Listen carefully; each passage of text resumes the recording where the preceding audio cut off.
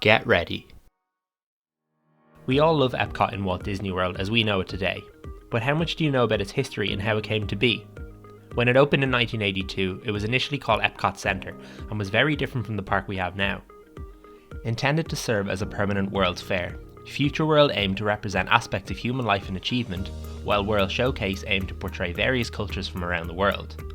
We can still of course see much of this in Epcot today. There's plenty of backstory to EPCOT Center, from Walt Disney's initial Epcot concept to the park's initial purpose. So in this video, we're going to look back at what happened to EPCOT Center. Get ready. The origin of Epcot. Let's start at the very beginning. Following the success of Disneyland in California opening in 1955, Walt Disney had bigger plans moving forward. He not only wanted to offer entertainment, but a new way of life for the future.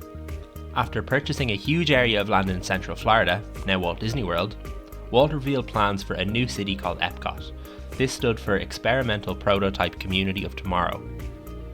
Epcot featured modernist and futurist elements that made up a city, and this prototype would allow Walt Disney to experiment with it before likely moving on to bigger community projects. The plan outlined a circular-shaped city with commercial spaces in the centre and residential areas surrounding it. The top level would be entirely pedestrianised, and all transport, including roads, would exist beneath the ground. Having a blank canvas would allow Epcot to implement new systems, infrastructures and ways of life, and serve as a showcase for what communities of the future could look like. Strangely enough, Walt was unable to obtain the funding and permissions he needed until he agreed to build a new theme park in Florida. This led to Magic Kingdom being built. Due to Walt's untimely passing in 1966, he never saw Magic Kingdom open its gates. Subsequently, ground was never broken on his Epcot concept. The Walt Disney Company stated later that they didn't want to pursue the project without Walt's guidance. The 1964 World's Fair. Before jumping into the development of Epcot Center, it's worth noting Walt Disney's involvement in the 1964 World's Fair. The World's Fair was an exposition of the world's latest technology, presented by many different companies in the form of pavilions where they could showcase new products and developments. Given the popularity of Disneyland and the concept of rides as a way to provide information and entertainment, Walt Disney was consulted by multiple companies to construct rides and attractions. These would in turn be used to showcase their products. It's a Small World was built as a salute to UNICEF and the world's children and was presented by Pepsi-Cola.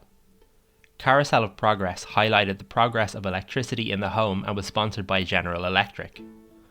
Ford's Magic Skyway allowed visitors to enter convertible Ford cars and travel through time, going back to seeing dinosaurs and cavemen. This was developed by Walt Disney and used a People Mover ride system. Great Moments with Mr. Lincoln was an audio animatronic of Abraham Lincoln developed by Walt Disney and presented by the state of Illinois.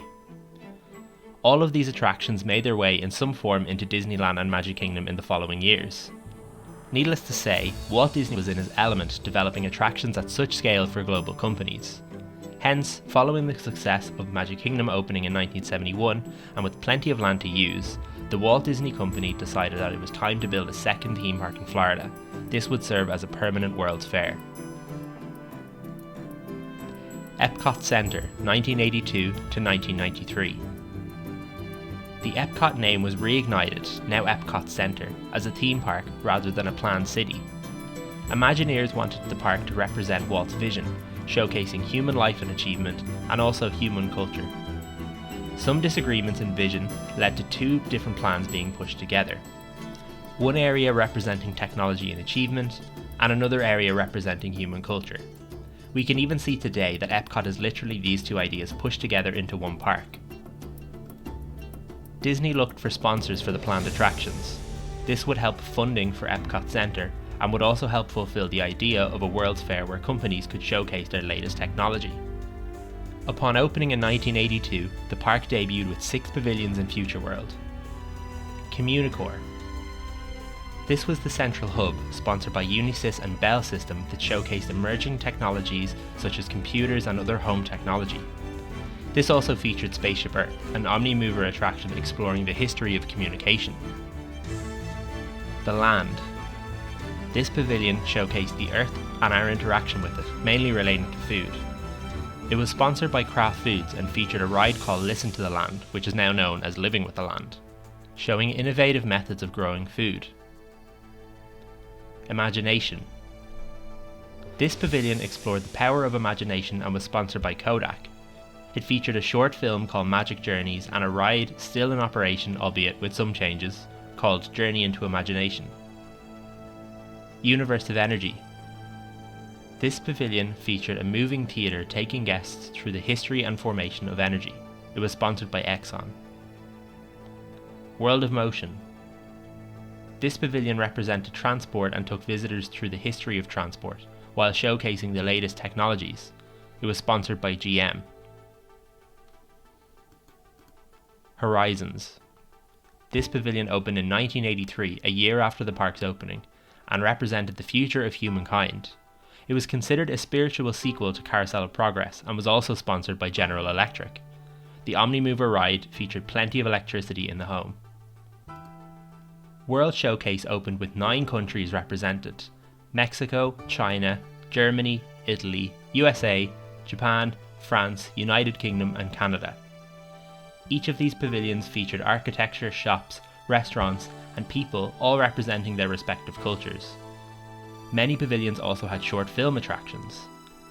Mexico featured a traditional boat ride attraction called El Rio del Tiempo, now Gran Fiesta Tour, starring the Three Caballeros. These pavilions were all placed around a man-made lake. What happened to EPCOT Center? For those who have visited Epcot in more recent years, we can see that much of the original EPCOT Center is still there, or at least parts of it remain. Journey into Imagination, Spaceship Earth and Living with the Land are all still intact, although have gone through some changes. The shell of the Universe of Energy pavilion is still there, now used as part of Guardians of the Galaxy Cosmic Rewind. World Showcase is still very similar to how it was in the beginning. Some pavilions were added in later years. Wonders of Life and the Living Seas pavilions were added to Future World, and Morocco and Norway were added to World Showcase. Ultimately, Disney's reliance on sponsorship for pavilions came back to bite them. The sponsoring companies used their funding as leverage to change the pavilions how they saw fit. In other Disney parks, we tend to see preservation of older attractions. It seems clear that Disney see value in an attraction's legacy. Think of Haunted Mansion and Peter Pan's Flight. With the pavilions in Epcot Center, evidence suggests that Disney were under pressure to replace and refurbish these attractions regularly. For example, with World of Motion, GM only sponsored the pavilion on a year-by-year basis when their 10-year contract expired. They told Disney to develop a new attraction in place of World of Motion. This ended up becoming Test Track, which is still sponsored by GM under their Chevrolet brand today.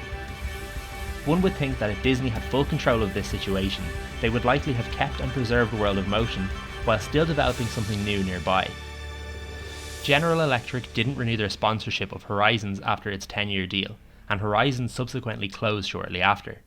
Mission Space now stands in its place. All of these minor changes over time have turned the park into something very different from its original concept. Disney gradually dropped the center from Epcot Center and began developing rides with their own intellectual property.